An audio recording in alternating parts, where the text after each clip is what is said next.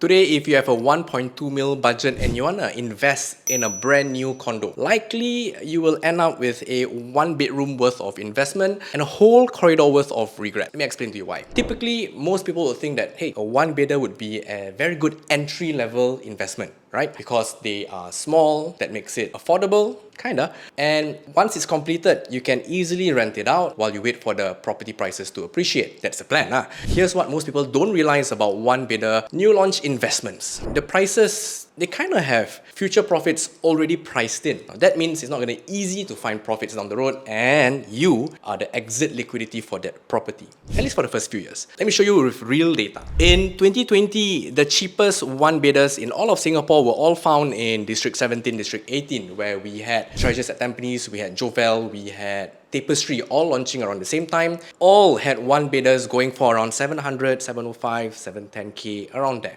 Today, we fast forward 5 years later, they've completed renting out and all that, and today the market value for Treasures average around 790, Jovel average around 740-ish, and then Tapestry also average around 790. That means 90k, 40k, 90k profits after 5 years. It's not great, it's not terrible, but for investment, it's definitely not great. Here's the twist. At the same time, for the same budget, you could have gotten twice the size and triple the profits. What am I talking about? Resale market, 2 bedders. Yeah?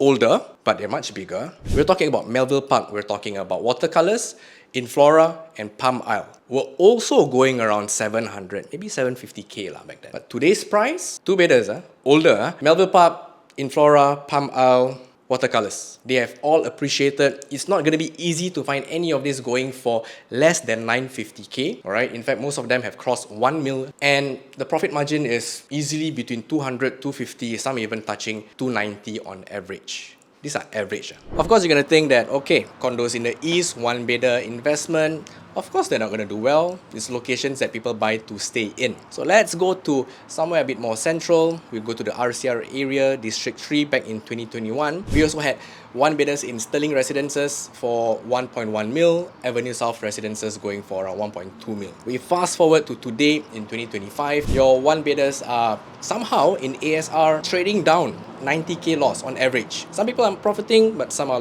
losing money, while in Sterling Residences, they're making just around 40k profits. That's pretty painful, don't you think, for an investment grade location? And we compare the 2 bedder resale in the same location, same budget, same time frame. We had Harvest Mansion, we had Emerald Park, we had Metropolitan. You could get 2 bedders all under 1.2 mil. And today, fast forward in 2025, they are much older, still much bigger, profiting for anywhere between 300 to 500 upside. So let that sink in. You could have gotten a much older property, but much bigger, and today you would be walking away with 3 times, 5 times more profit. From investment point of view, what matters most? Age or profits? So if you're still not convinced, let's take a look between a 1 bedder brand new launch and a 1 bedder resale. And this time I bring you somewhere newer to look at the 1 bedders. We go to Alexis, we go to Principal Gardens, and we go to Commonwealth Towers. Resale, you can purchase these 3 projects, 1 bedder for maybe under 900k, 850 range. And today you can sell them for 900, 950, almost 1 mil. Still, more profits than your brand new launch. And now we go back to the east where we compare the resale 1 bedders in Flora, Santorini, and Coco Palms. You could have gotten a resale 1 bedders in these projects for just 600,000.